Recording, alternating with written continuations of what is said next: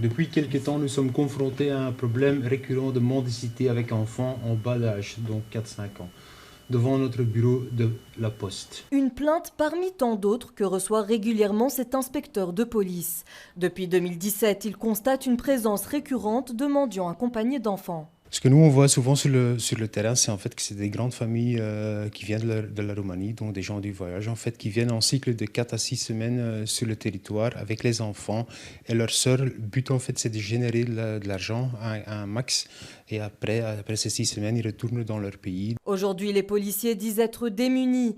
Un premier arrêté proposé en novembre pour interdire la mendicité avec mineurs a été rejeté par le Conseil d'État. Une version modifiée sera examinée ce lundi.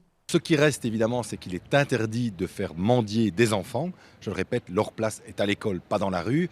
Et on a réduit le territoire sur lequel on travaillait. Le Conseil d'État nous a fait une remarque en disant que le territoire était trop large. Donc on limite ça au Pentagone. Le texte cible des zones clés, le centre-ville, le quartier du Midi ou encore toute l'avenue Louise.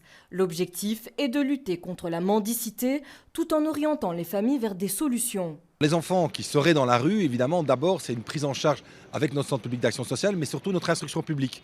On a réservé des places dans les écoles pour qu'en effet, ils puissent suivre un cursus. Si l'arrêté est adopté, une amende de 500 € sera administrée aux parents et les enfants pourraient être signalés au parquet de la jeunesse pour suspicion de maltraitance.